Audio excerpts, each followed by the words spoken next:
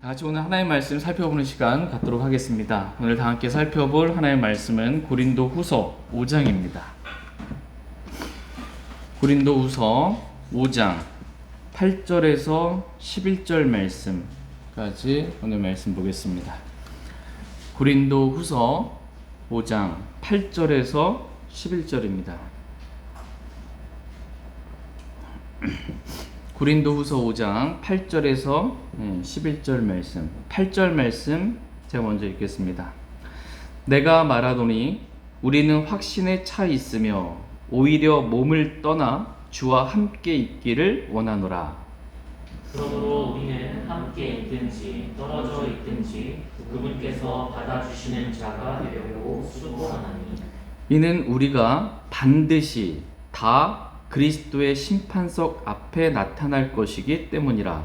이로써 각 사람이 좋은 것이든 나쁜 것이든 자기가 행한 것에 따라 자기 몸 안에서 이루어진 것들을 받으리라. 그러므로 우리가 주의 공포를 알고 있기에 사람들을 설득하지만 우리가 하나님께 밝히 드러났고 또 너희 양심에도 밝히 드러났음을 나는 또한 확신하노라. 아멘. 잠시 말씀을 제가 기도하겠습니다. 오늘 말씀의 제목은 주님께서 받아주시는 자가 되려고 수고하라입니다.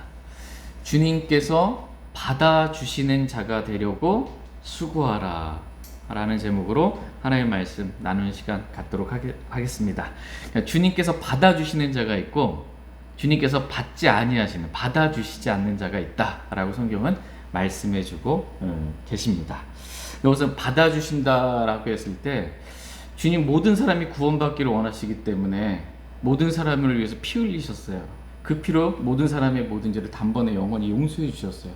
주 예수 그리스도를 믿으라. 믿기만 하면 누구나 다 구원받을 수 있고 받아주세요.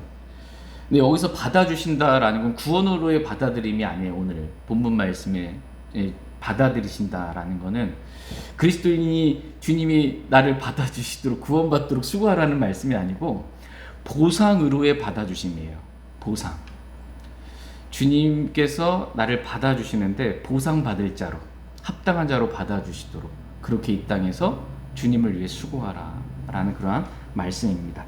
다시 고린도후서 5장 8절 말씀 보겠습니다. 고린도후서 5장 8절 같이 읽겠습니다. 시작. 내가 말하노니 우리는 확신에 차 있으며 오히려 몸을 떠나 주와 함께 있기를 원하노라. 아멘. 지난 시간에 저희는 확신에 관한 그러한 말씀을 살펴봤습니다. 고린도후서 5장 6절 말씀 보시면 6절에 그러므로 우리는 항상 확신에 차 있으며 라고 이렇게 말씀하고 있습니다. 그러니까 사도 바울을 비롯해서 사도 바울과 함께 동역했던 형제들은 항상 확신에 차 있었다 이렇게 말씀하고 계세요. 확신은 언제 생겨요? 믿을 때. 우리가 보는 것으로 걷지 않고 믿음으로 걸을 때, 믿을 때 확신이 찹니다. 그러니까 사도 바울과 함께했던 동역자들, 이 사람들은 항상 확신에 차 있었어요. 왜냐하면 보는 것으로 걷지 않고 믿음으로 걸었기 때문입니다. 사도행전 27장 25절에서는 사도 바울이 이제 로마로 가는 이 배에서 풍랑을 만났을 때, 폭풍우를 만났을 때 나는 하나님을 믿으니 그분께서 내게 말씀하신 그대로 일이 이루어지리라 라고 이렇게 자신의 믿음을 고백합니다. 보이는 상황은 어떤 상황이에요? 우리가 이 구출받으리라는, 폭풍으로 구출받으리라는 소망이 없는 그러한 상황이었어요. 그런데 나는 하나님을 믿는다는 거예요. 하나님을 믿는다. 여러분 하나님 믿으시죠? 하나님 믿는다라는 의미가 뭐냐면 성경의 정의는 나는 하나님을 믿으니 그분께서 내게 말씀하신 그대로 일이 이루어지리다 라고 믿는 게 하나님을 믿는 거예요. 많은 사람들이 오는 날 교회 다니는 많은 사람들이 자기 하나님 믿는데요. 근데 말씀하신 그대로 이루어지리라 라고 믿진 않아요. 이게 잘못 믿는 겁니다. 하나님을. 성경에 기록된 그대로 모든 일들이 이루어진다 라고 믿는 거, 이게 하나님 믿는 거예요. 이게 성경의 정의예요. 하나님 믿는다. 그러니까 저와 여러분은 사도 바울이 가졌던 믿음대로 사도 바울은 하나님 믿었고 하나님께서 말씀하신 그대로 모든 일이 이루어진다. 라고 믿었던 것처럼 저와 여러분도 그러한 믿음을 갖기를 원합니다. 이러한 믿음을 가지면 확신이 생겨요. 성경에 이렇게 기록되어 있어요. 그럼 그대로 이루어진다. 반드시.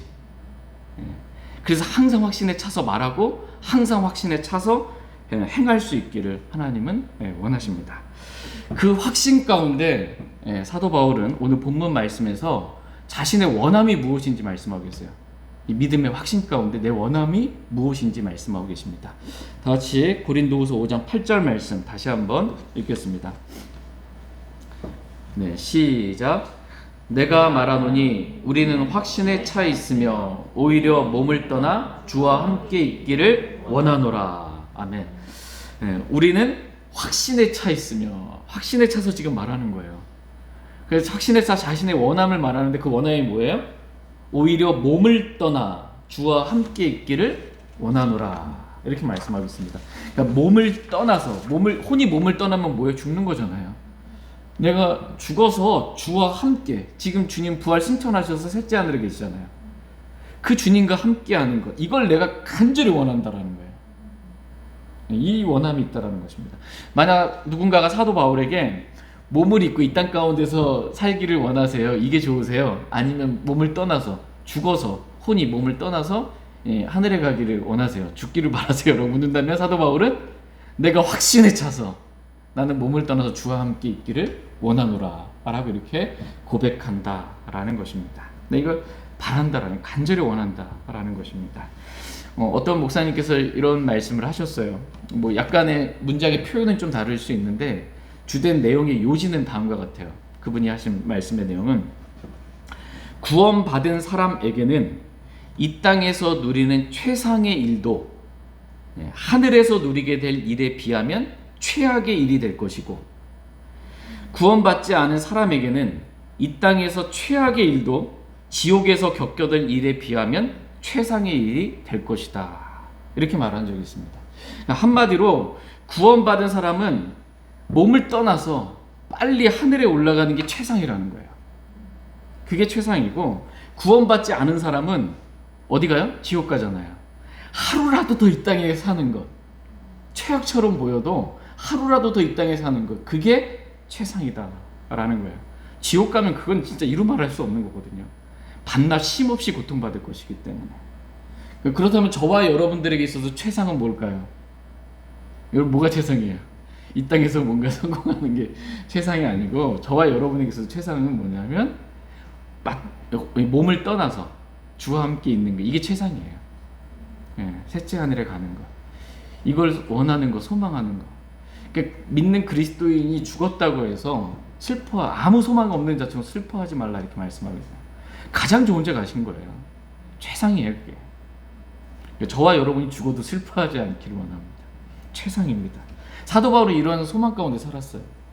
이러한 소망. 저희 모두가 이러한 믿음을 다 갖기를 원합니다. 그래서 사도 바울과 같이 확신에 차서 내가 오히려 몸을 떠나서 주와 함께 있기를 원합니다. 이렇게 늘 고백하기를 원합니다. 다 같이 고린도후서 이제 5장 9절 말씀 보겠습니다. 9절. 같이 읽겠습니다. 네, 시작. 그러므로 우리는 함께 있든지 떨어져 있든지 그분께서 받아주시는 자가 되려고 수고하노니. 아멘. 오늘 두 번째 말씀의 주제는 수고예요. 수고한다. 받아주시는 자가 되려고 수고한다. 첫 번째 말씀의 주제, 핵심은 몸을 떠나 주와 함께 있는 것. 이 하늘에 대한 소망, 이 확신에 대한 말씀을 살펴봤습니다. 그렇다면 이 하늘을 소망하는 우리는 이 땅에서 어떻게 살아야 하냐라는 거예요. 내가 몸을 떠나서 빨리 내가 하늘에 가고 싶으니까 이 땅에서 마음대로 아무렇지 않게 살아도 되냐, 이게 아니라는 거예요. 이 땅에서는 우리가 수고하며 살아야 된다라는 겁니다. 이 땅에서 수고하며 살아야 한다. 내가 주님과 함께하는 하늘을 소망한다고 해서 이 땅에서 마음대로 함부로 살면 안 된다. 수고하며 살아야 된다라는 거예요. 이 수고는 뭐냐면, 여기서 수고는 돈을 벌기 위한 수고가 아니에요. 돈을 더 많이 벌고 세상에서 사람들도 더 많이 인정받고 뭐 이렇게 출세하기 위해 이런 수고가 아니라 어떤 수고예요? 주님께서 받아주시는 자가 되려고 수고하며 그렇게 산다라고 말씀하셨어요. 주님께서 이어서 받아주심이 구원으로의 받아주심이면 사도 바울이 구원 안 받아가지고 구원받고 싶어서 수고하는 행위 구원을 말하고 있는 게 아닙니다. 그 다음 이어지는 구절이 뭐예요? 우리가 반드시 다 그리스도의 심판석 앞에 나타날 것이다. 그리스도의 심판석은 보상받는 자리예요. 보상을 위한 수고입니다. 보상. 주님께서 받아주시는 사람이 있고 그리스도의 심판석 때 주님께서 받아주시지 않는 그러한 사람이 있다라는 것입니다. 주님께서 받아주시는 사람, 그 사람은 이 땅에서 수고하는 사람이라고 말씀하고 계세요. 게으르고 빈등, 잠언 말씀 읽어보면 게으른 것에 대해서 얼마나 말씀하고 계세요. 잘못됐다고 책망하고 계시고, 하나님은 게으르고 빈둥빈둥 되는 그런 사람이 아니라 이 땅에서 수고하는, 열심히 수고하는 사람을 주님께서 받아주십니다. 주님께서 받아주신다 했을 때 여기서 말씀드렸던 보상으로의 받아주심입니다. 구원은 이미 우리 주 예수 그리스도께서 십자가에 못 박히셨을 때 마지막 하셨던 말씀이 뭐예요? 다 이루었다 하시고 고개를 떨구시니라 이렇게 말씀하고 있어요. 다 이루었대요. 예수님이 이 땅에 오신 목적은 뭐예요? 내가 죄인들을 구원하려고 이 세상에 오신 거예요. 그것을 다 이루신 거예요. 자신의 피, 하나님의 피로 모든 사람의 모든 죄를 단번에 영원히 용서해 놓으셨기 때문에, 이미 구원, 영원의 생명은 선물로 이미 다 마련해 놓으셨기 때문에 감사합니다라고 받아들이면 누구나 다 구원받을 수 있기 때문에 그 구원 사역은 다 이루신 거예요. 이미 던이에요. 끝난 거예요. 우리가 구원받기 위해서 뭔가 수고하고 행할 것이 없어요. 그냥 감사합니다라고 믿음으로 받기만 하면 되는 겁니다. 구원에는 수고가 필요가 없습니다. 누구나 믿기만 하면 구원받을 수 있습니다. 그러나 보상에는 수고가 따릅니다. 보상받으려면 수고가 있어야 돼요. 우리 주 예수 그리스도께서 공중 재림하셨을 때 선하고 신실한 종으로 주님께 받아들여지려면 수고해야 한다라는 거예요. 만약 수고하지 않고 게으르게 이 땅에서 산다면 그 사람은 주님 오셨을 때 어떻게 받아들여지는 게 아니라 악하고 게으른 종아라고 책망받을 거예요. 그래서 수고해야 된다는 거예요. 주님께 받아들여지기 위해서. 그러므로 우리는 함께 있든지 떨어져 있든지, 여기서 뭐냐?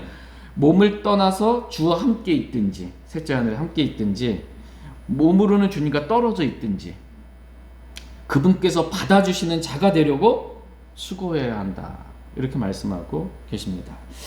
그렇다면 주님께서 받아주시는 자가 되려고 이 땅에서 우리가 수고해야 되는데 어떤 수고를 해야 하는지, 돈 벌기 위한 수고 이거 말고 어떤 수고를 해야 하는지 성경에서 말씀하신 4가지 수고에 대해서, 우리가 해야 될 수고에 대해서 말씀을 잠깐 살펴보겠습니다.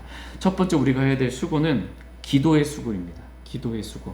다 같이 골로새서 4장 12절 말씀 보겠습니다. 골로새서 4장 12절.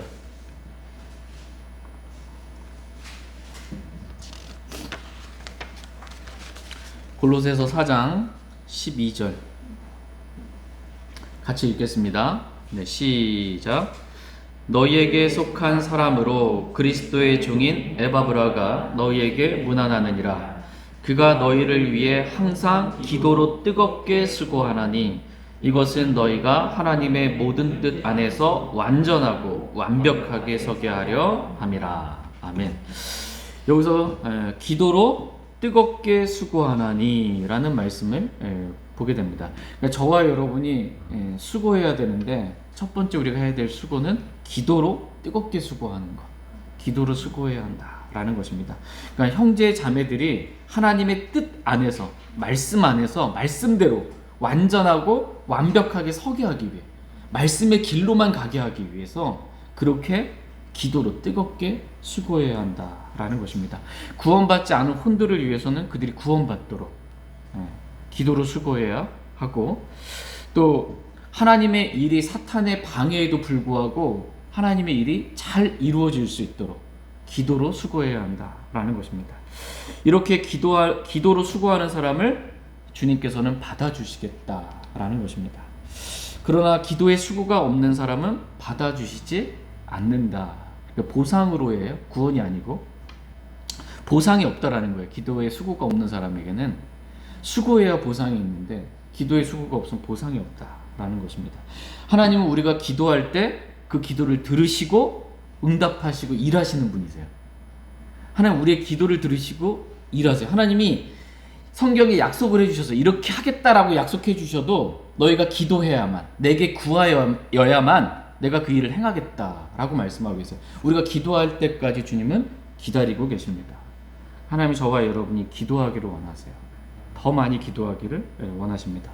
기도의 수고를 아끼지 않기를 주님은 원하십니다. 그럴 때 주님께서 그리스도의 심판석에서 기도의 수고를 아끼지 않은 사람 보상해 주시겠다라고 말씀하십니다. 그러면 저희가 이 기도는 두 가지 종류의 기도 보면 골방에서의 기도 가장 뜨겁게, 그 다음에 이제 교회 안에서의 합심해서 하는 기도. 저와 여러분이 어떤 기도에도 게으르지 않기를 원합니다. 두 번째로 하나님께서 받아주시는 자가 되기 위해서 우리가 해야 될 수고는 복음 전파의 수고입니다. 복음을 전하는 수고. 다 같이 빌립보서 4장 3절 말씀 보겠습니다. 빌립보서 4장 3절.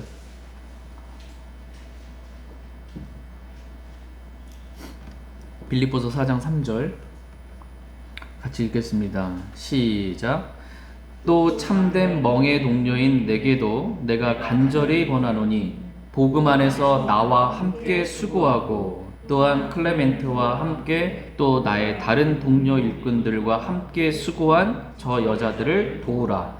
그들의 이름이 생명책에 있느니라. 아멘. 구원받은 그리스도인의 이름은 다 생명책에 기록되어 있어요. 다 생명책에 기록되어 있습니다. 여기서 보면 복음 안에서 나와 함께 수고하고 라고 이렇게 말씀하고 계세요. 하나님께서 인정하시는 수고, 그러니까 주님께서 받아주시는 수고는 이 복음 안에서 복음 전파를 위해 함께 수고하는 거예요. 내가 직접 가지는 못하더라도 함께 수고하는 거예요. 물질로 도울 수 있고 기도로 도울 수 있고 어떻게 전도지를 통해서 도울 수 있고 복음을 어쨌든 전파하는데 직접적으로 우리가 복음을 전하고 우리가 만나는 직장에서든 어디서든 이러한 복음의 수고를 우리가 하게 되기를 주님 원하십니다. 이러한 복음의 수고를 할 때 그리스도의 심판석에서 기쁨의 관, 환희의 관으로 보상해 주십니다. 세 번째 수고. 세 번째 수고는 디모데전서 5장 17절입니다. 말씀과 교리의 수고예요. 세 번째 수고는 디모데전서 5장 17절.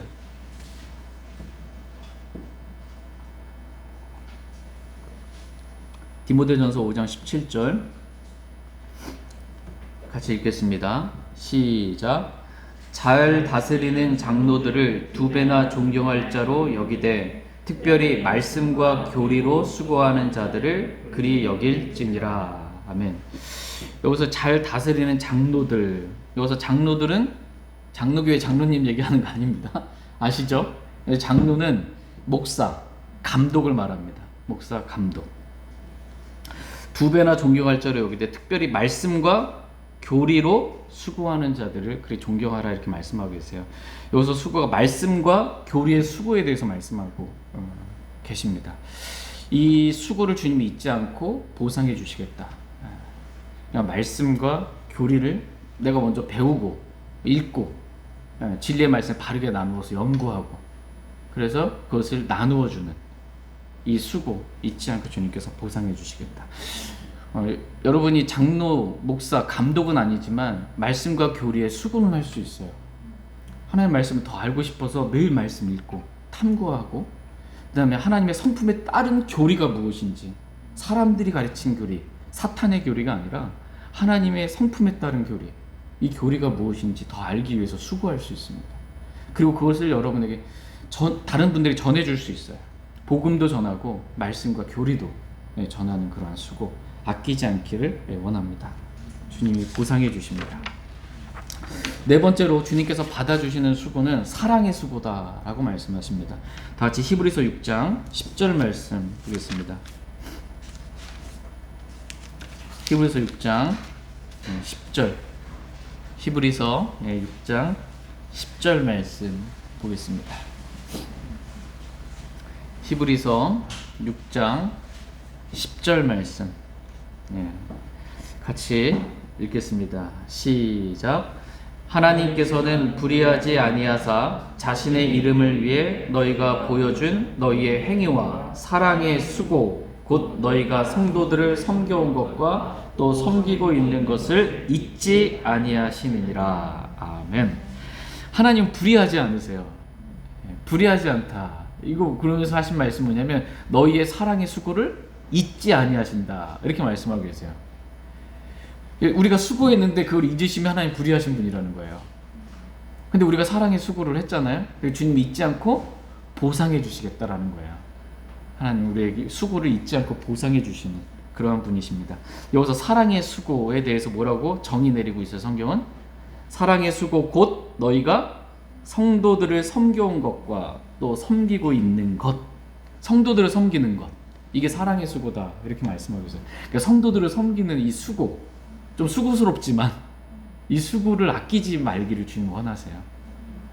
그러면 주님은 불의하지 아니하사 그 사랑의 수고를 기억하시고 잊지 않고 보상해 주시겠다 이렇게 말씀하고 계십니다. 사도 바울은 이렇게 주님께서 자신을 받아주시는 자가 되려고, 주님께서 받아주시는 자가 되려고 그렇게 수고한다라고 이렇게 고백하고 있습니다. 저와 여러분들도 주님께서 오셨을 때 주님께서 받아주시는, 보상을 받을 자로, 합당한 자로, 선하고 신실한 종으로 받아들이는 그러한 자가 되도록 이 땅에서 수고하기를 원합니다.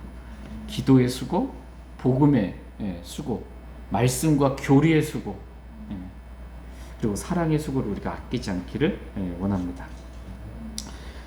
근데 수고예요. 수고. 이 수고가 영어 킹제임스 성경 단어에 레이버예요. 레이버. 노동입니다. 노동. 여러분 노동 좋아하세요?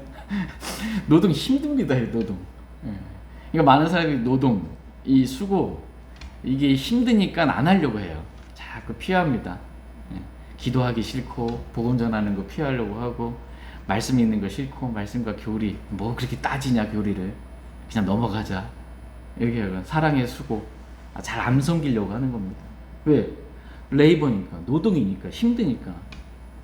근데 자기를 부인하고 이러한 수고를 하기를 주님 원하세요. 그냥 보상해 주십니다. 다 같이 고린도후서 5장 10절 말씀 보겠습니다. 고린도후서 5장 10절.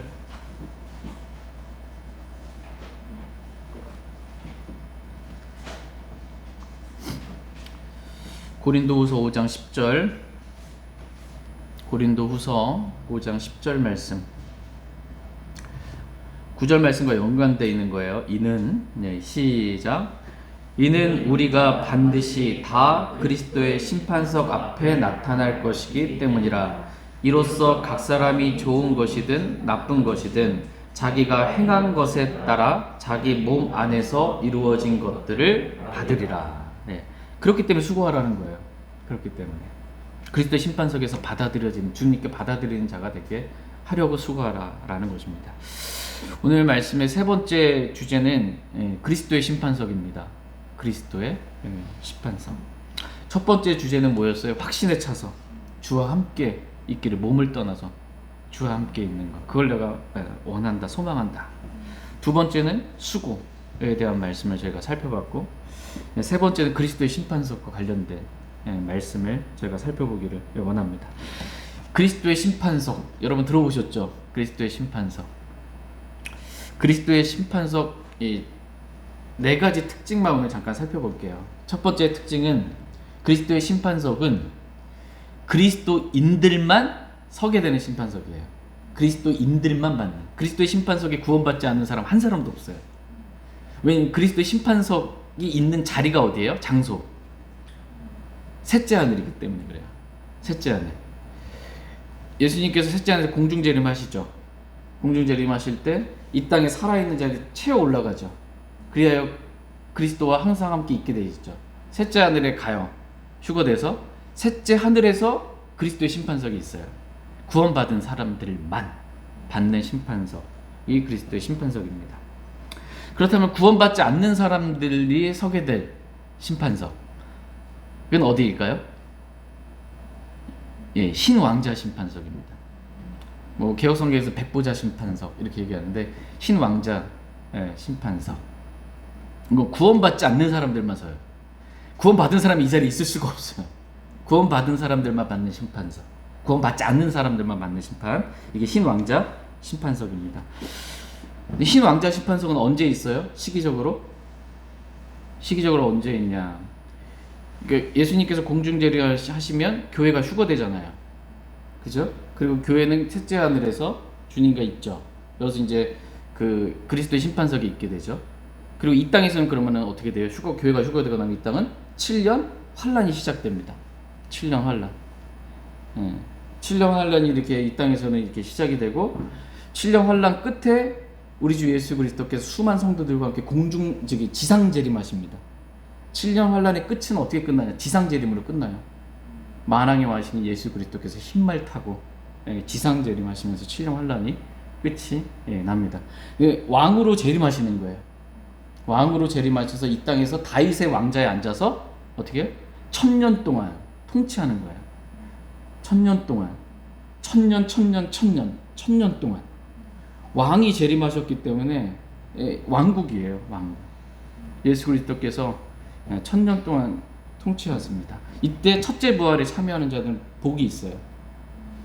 저와 여러분들, 구원받은 구약성도 신약성도 환란성도도 첫째 부활에 참여한 자들입니다. 이들은 그리스도와 함께 1000년 동안 통치하게 된 영광을 누리게 됩니다. 그 1000년 왕국 뒤에 하늘과 땅이 이제 없어진 거예요. 그러면서 하늘과 땅이 없어지니까 어떻게 해요? 신 왕자만 남는 거예요. 딱 다이렉트로 볼 수 있는 거예요. 이때 지옥에 있는 사람들이 부활합니다. 몸을 입고 부활해요. 이게 흰 왕자 심판석입니다.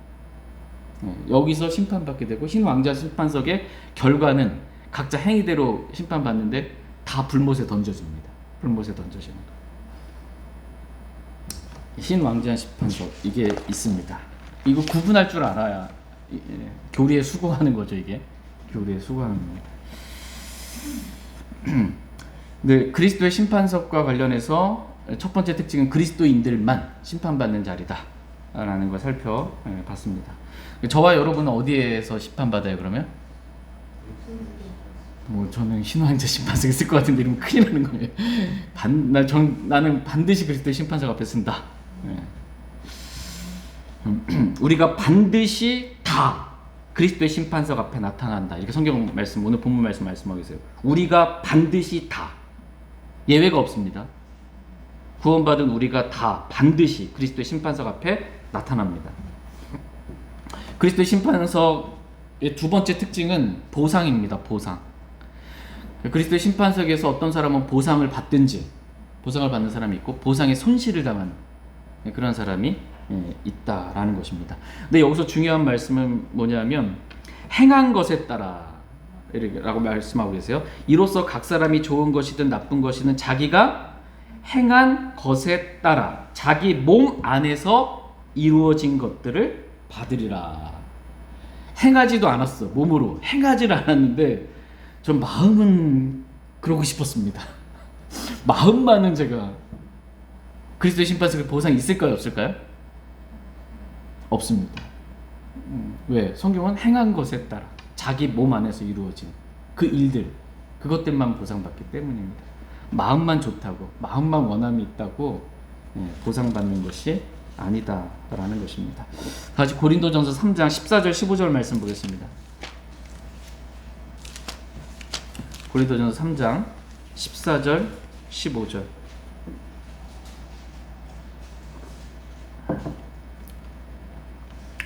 고린도전서 3장 14절 15절입니다. 14절. 어떤 사람이 그 기초 위에 세운 일이 남아 있으면 그는 보상을 받을 것이요, 어떤 사람의 일이 있다면 그는 보상의 손실을 당하리라.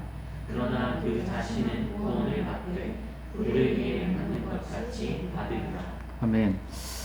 어떤 사람이, 다 구원받은 사람이에요 지금. 11절에 이 기초는 예수 그리스도시다 이렇게 말씀하고 계시고, 12절에 그런데 어떤 사람이 이 기초 위에, 예수 그리스도는 이미 믿은 거예요. 그 기초 위에 금이나 은이나 보석이나 나무나 건초나 짚을 세우면 각 사람 13절 각 사람의 일이 드러나리라 이렇게 말씀하고 계세요. 그러니까 어떤 일이 종류가 있어요. 6가지예요. 금이나 은이나 보석, 나무나 건초나 집. 6가지 종류의 일이 있다는 거예요. 구원받은 그리스도인이 행한 모든 일을 분류를 한다면 하나님께서 금과 은과 보석으로 분류하는 게 있고 하나님께서 또 나무나 건초나 짚으로 분류하는 일들이 있다라는 것입니다. 근데 그리스도의 심판석은 하나님은 나는 소멸시키는 불이시다 이렇게 말씀하고 계세요. 그리스도의 심판석에서 우리가 행한 일을 불로써 태워버리신다라는 거예요. 불로써. 근데 뭐예요? 나무나 건초나 짚은 불에 타요 안 타요? 타죠. 불에 탑니다 이게. 그럼 그거 다 타버리면 우리가 이 땅에서 열심히 일했는데 나무 건초 짚이에요. 그래서 그리스도의 심판석에서 불에 다 타버렸어요. 그러면 보상의 손실을 당한다라는 거예요. 보상의 손실을 당한다. 그러나 15절에 그러나 그 자신은 뭘 받아요? 구원을 15절 중반에 그러나 그 자신은 구원을 받되 구원은 받아요. 구원 받냐 안 받냐를 심판하는 자리가 아니에요. 이미 다 구원 받은 사람 셋째 하늘에서 그냥 심판 받아요. 근데 보상의 손실은 당한 거예요. 그래서 구원은 받되 불에 의해 받는 것 같이 받으리라. 여러분 여기가 불났어요? 여러분 집을 다 뭐 채워놨는데 불났어. 그래서는 간신히 몸만 빠져나왔어. 생명만 건졌어. 그동안 열심히 수고해서 모아놨던 모든 것들은 다 손실을 당한 거죠. 그것처럼 불에 의해 받는 것처럼 남는 게 아무것도 없는 거예요. 구원 말고는. 그러나 우리가 행한 일이 금과 은과 보석이면 금, 은, 보석. 금은 하나님과 관련돼 있고 너희 안에서 원하게도 하시고 행하게도 하시는 분 하나님이세요. 은은 구속과 관련이 있어요. 예수 그리스도와 관련이 있고 보석은 성령의 열매와 관련이 있어요. 삼위일체 하나님이 나를 통해서 행하신 일들 그 일들은 다 보상받는다. 이렇게 말씀하고 계십니다. 그래서 그리스도의 심판석 두 번째 특징은 보상입니다. 보상. 그 5가지 관에 대해서 성경에 기록되어 있어요. 우리가 받게 될 보상에 5가지 관, 면류관이라 보통 표현하는 5가지 관이 있는데 첫 번째가 썩지 않을 관. 이 썩지 않을 관은 모든 일에 절제하는 자들에게 성령의 열매는 절제죠. 이 절제하는 자들에게 주시는 관. 이게 썩지 아니할 관. 두 번째가 의의 관입니다. 의의 관. 의의 관은 주님의 나타나심을 사모하는 모든 자들에게 주시는 관. 주님이 다시 오심을 소망하는 자들에게 주시는 관. 생명의 관은 죽기까지 신실한 자들에게 주시는 관입니다. 환희의 관이 있어요. 환희의 관. 환희의 관은 복음을 전한 자들에게 복음의 수고를 아끼지 않은 자들에게 주시는 관. 5번째 마지막 관은 영광의 관입니다. 영광의 관. 이것은 자신의 양떼를 먹이고 감독한 목사에게 주시는 신실하게 주시는 관, 영광의 관입니다. 이 5가지 관 외에도 수많은 주님의 이름으로 찬물 한 잔이라도 주면 주님께서 그 보상해 주신다는 거예요. 주님 사랑의 수고 잊지 않고 보상해 주신다. 많은 보상들이 있습니다. 그 외에도 요한계시록 22장 12절에는 보라 내가 속히 가리니 내가 줄 보상이 내게 있어 각 사람에게 그의 행위대로 주리라. 이렇게 말씀하고 계세요. 내가 반드시 속히 오겠다 주님 약속하셨어요. 내가 속히 가겠다라는 거예요. 주님 오시는데 그 오실 때 어떻게 오시냐? 내가 줄 보상이 있다라는 거예요. 주님이 우리에게 보상 주시러 오신다는 거예요. 근데 이 보상은 누구에게? 각 사람이 그의 행위대로 주리라. 행한 사람만 받는 보상입니다. 행한 사람. 그래서 하나님은 저와 여러분에게 보상 주시는 분이세요. 보상 주시기 원하시는 그런 분이신데 그러한 그리스도의 심판석에서 우리가 보상받는 자가 되도록 주님께 받아들여지는 자가 되도록 이 땅에서 수고하라 이렇게 주님 말씀하고 계십니다. 고린도전서 3장 8절에서는 이제 심는 자와 물 주는 자는 하나이며 저마다 자기의 수고에 따라 자기의 보상을 받으리라 이렇게 말씀하고 계세요. 자기 수고에 따라 자기 보상을 받는다 이렇게 말씀하십니다. 수고해야 보상이 있다 이렇게 말씀하고 계십니다. 그리스도의 심판석 세 번째 특징은 회개보고를 해야 된다는 겁니다. 각 사람이 자신에 관하여 하나님께 직접 내가 회개보고를 해야 한다라는 것입니다. 다시 로마서 14장 말씀 보겠습니다. 로마서 14장 10절 12절 로마서 14장 10절에서 12절 10절 말씀. 로마서 14장 10절. 그런데 내가 어찌하여 내 형제를 판단하느냐? 어찌하여 내 형제를 무시하느냐? 우리가 다 그리스도의 심판석 앞에 서리라. 기록된 바 내가 살아있음을 두고 맹세하노니 모든 무릎이 내게 굴복하겠고 모든 혀가 하나님에게 자백하리라. 주가 말하노라 하였느니라. 그런즉 이처럼 우리 각 사람이 자신에 관하여 하나님께 회개 보고를 하리라. 예. 그리스도의 심판석에 대해서 지금 말씀하고 계세요. 근데 그리스도의 심판석에서 심판받는 종류가 있는데 그 중에 하나가 뭐냐? 10절에 보니까 그런데 내가 어찌하여 내 형제를 판단하느냐? 어찌하여 내 형제를 무시하느냐? 우리가 다 그리스도의 심판석 앞에 서리라. 그러니까 형제를 판단하고 형제를 무시하는 것. 이것에 대해서 그리스도의 심판석 앞에서 우리가 심판받는다. 이렇게 말씀하고 계십니다.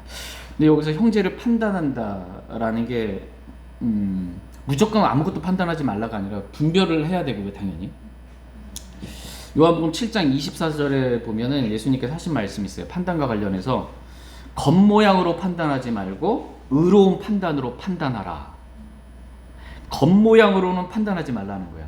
사람을 외모를 보고 이제 가방끈이 기네, 가진 재산이 있네 없네, 뭐 아름답네 그렇지 않네, 이걸 가지고 판단하면은, 형제를 그렇게 판단하면 야고보서 말씀에 따라 그건 악한 것이고 그 그리스도의 심판석에서 그걸 심판받는 거예요. 그런데 겉모양으로는 판단하지 말고 의로운 판단으로는 판단하래요. 형제를 의로운 판단, 하나님의 말씀으로는 맞는지 아닌지를 판단해야 되는 거예요. 하나님의 말씀과 일치하는지 아닌지 이건 판단해야 됩니다. 이것마저 안 해버리고 그냥 다 받아들이면 이단도 받아들이고 다 문제가 생기는 거예요. 판단에 대해서 오해하지 않기를 원합니다.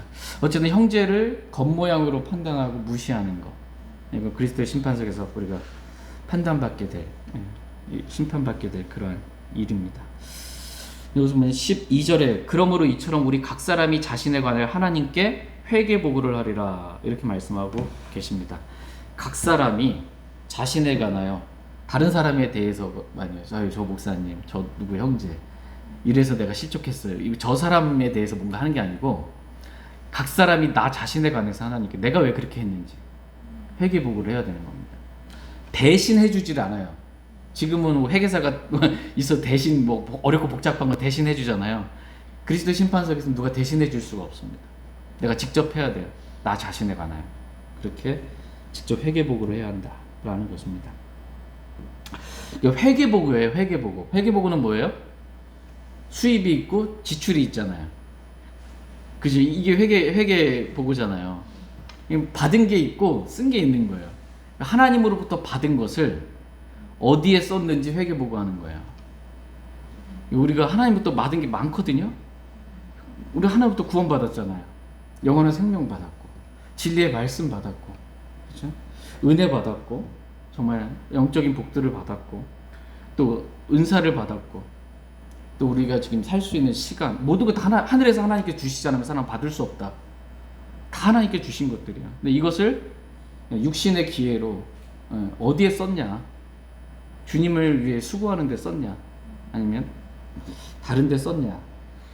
이것에 따라서 회개보고해야 한다. 이렇게 말씀하고 계십니다. 심지어 그리스도의 심판석에서는 우리가 한 모든 말들에 대해서 회개보고해야 돼요. 한마디 한마디 우리가 한 모든 말들에 대해서 회개보고해야 한다. 이렇게 말씀하고 계십니다. 다 같이 마태복음 12장 36절 말씀 보겠습니다. 마태복음 12장 36절.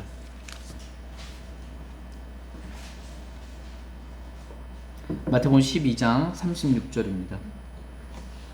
마태복음 12장 36절. 마태복음 12장 36절 같이 읽겠습니다. 시작. 그러나 내가 너희에게 이르노니 사람들이 무슨 쓸데없는 말을 하든지 심판 날에 그것에 대하여 회개 보고를 하리라. 예. 사람들이 무슨 쓸데없는 말을 하든지 심판 날에 그것에 대하여 회개 보고를 하리라. 이렇게 말씀하고 계십니다. 우리가 쓸데 있는 말이든 쓸데 없는 말이든 우리가 무슨 말을 했든지 그 말에 대해서 다 심판날에 그리스도의 심판석에서 그리스도인은 다 하나님께 회개 보고를 각자가 해야 된다라는 거예요. 그러니까 말이 많으면 실수가 많기 때문에 너무 말을 많이 하지 말라고 그래요. 다 우리가 한 모든 말들은 다 심판 받기 때문에. 여러분의 성경 그리스도인의 말에 대해서 다 기록해 두고 있어요. 그죠? 내 말이 지금 성경과 일치하는 은혜가 넘치는, 은혜를 끼치는 말들, 감사가 넘치는 말들, 이런 말들 해야지 막 짜증 섞인 말 이런 거 아니라는 겁니다. 근데 회개 보고할 때 그럼 우리 자세는 어떨까? 하나님 앞에 각자가 자신에 관해 회개 보고를 하는데 무릎 꿇고 회개 보고한다. 왜냐하면 모든 무릎이 내게 굴복하고 모든 혀가 하나님에게 자백하리라. 이렇게 말씀하고 계시기 때문에 모든 무릎이 하나님께 굴복하고 그 자세로 이제 회개 보고를 해야 합니다. 그리스도의 심판석 마지막 네 번째 특징은 공포예요. 공포. 그러니까 어떤 사람에게 있어서 그리스도의 심판석은 공포스러운 자리가 될 거예요. 공포스러운 자리. 다 같이 고린도후서 오늘 본문 말씀 5장 11절 한번 보겠습니다. 고린도후서 5장 11절.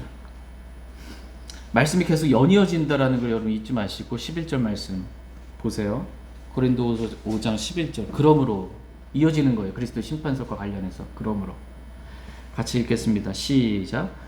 그러므로 우리가 주의 공포를 알고 있기에 사람들을 설득하지만 우리가 하나님께 밝히 드러났고 또 너희 양심에도 밝히 드러났음을 나는 또한 확신하노라. 아멘.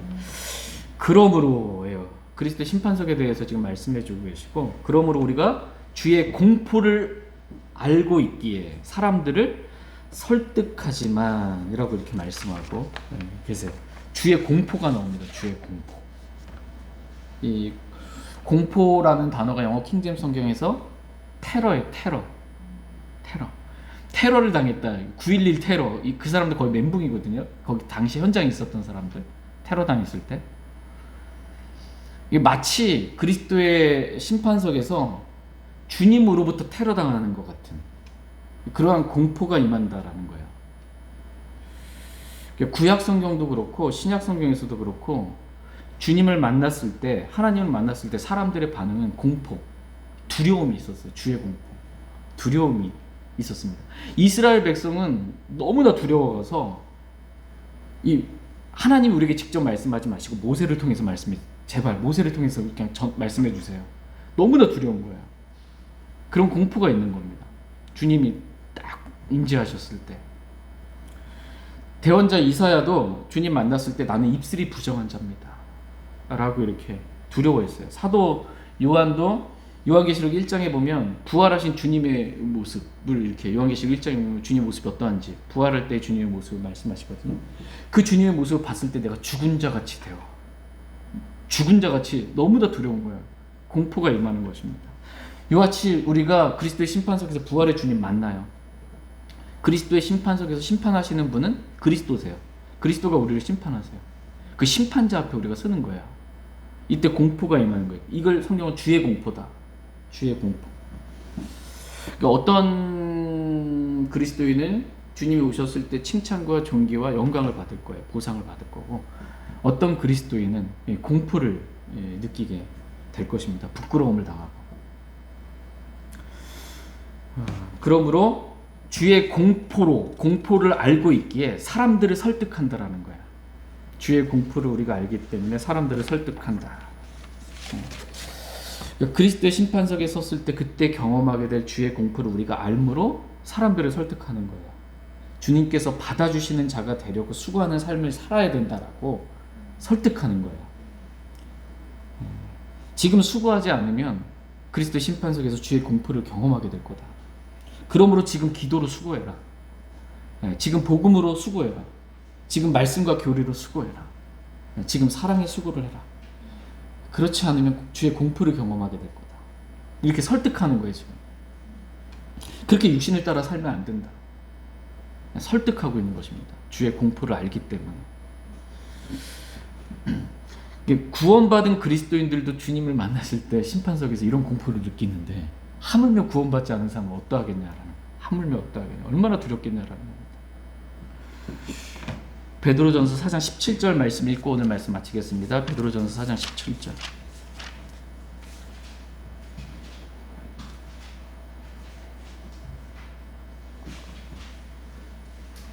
베드로전서 4장 17절 같이 읽겠습니다. 시작. 이는 반드시 하나님의 집에서 심판을 시작할 때가 왔기 때문이라. 만일 그 일이 우리에게서 먼저 시작된다면 하나님의 복음에 순종하지 아니한 자들의 마지막은 어떠하겠느냐. 예. 반드시 하나님의 집에서 심판을 시작할 때가 왔다 이렇게 말씀하시고, 우리에게서 먼저 시작된다. 하나님의 심판이 우리에게서, 구원받은 우리에게 먼저 시작돼요. 그리스도 심판석이 먼저 있는 거예요. 그 다음에 하나님 복음에 순종하지 아니한 자들의 심판, 신왕자 심판에서 천년왕국 뒤에 있으니까 7년 환란하고 천년왕국, 천년하고 7년이 더 있은 뒤에, 그 뒤에 신왕자 심판석이 있는 겁니다. 우리도 그리스도의 심판석에, 구원받은 그리스도인도 그리스도의 심판석에서 이 땅에서 악하고 게으른 종으로 수고하지 않고 살게 됐을 때, 그때 주의 공포를 우리가 느끼게 될 텐데, 하물며 하나님의 복음을 거절한 구원받지 않은 사람들이 흰 왕자의 심판석에 서게 됐을 때 그들은 어떠하겠냐, 얼마만큼 두렵겠냐라는 겁니다. 그러한 공포가 있다라는 것입니다. 이러한 주의 공포로 내가 사람들을 설득한다라는 거예요. 구원받지 않은 사람들에게는 구원받으라고, 복음을 믿고 꼭 구원받으라고. 이때 주의 공포를, 신왕자 심판석에서 불못에 던져지게 되는 그 주의 공포를 경험하지 말라고 사람들을 설득하는 거고, 구원받은 그리스도인들에게는 그리스도의 심판석에서 정말 주의 공포, 부끄러움 당하지 않도록, 그리고 이 땅에서 주님을 위해서 그렇게 수고해야 되지 않겠냐라고 설득한다라는 것입니다. 저희 모두가 오늘 주의 공포를 더 좀 알기를 원합니다. 주님을 가볍게 이렇게 우리가 대하지 않고 주님의 두려우심, 주를 두려워하라 말씀하고 계시거든요. 주님을 향한 두려움, 그 주의 공포로 사도 바울이 지금, 하나님이 사도 바울을 통해서 말씀을 기록하시고 우리를 설득하시잖아요. 이 땅에서 그렇게 살면 안 된다. 주님께 받아들여지는 자가 되도록 수고하라라고 설득하고 있습니다. 그 설득에 우리가 설득당하길 원합니다. 아멘. 제가 그렇게 더 이 땅에서 주님을 위해 수고하겠습니다 라고 이렇게 완고한 마음으로 주님 설득하는데 우리가 거절하지 않고 부드러운 좋은 마음으로 주님 말씀에 이렇게 설득돼서 다시 헌신하여서 주님을 위해 제가 더 많이 수고하겠습니다 라는 믿음의 고백이 오늘 저와 여러분들에게 있기를 원합니다. 제가 기도하고 개인적으로 기도하는 시간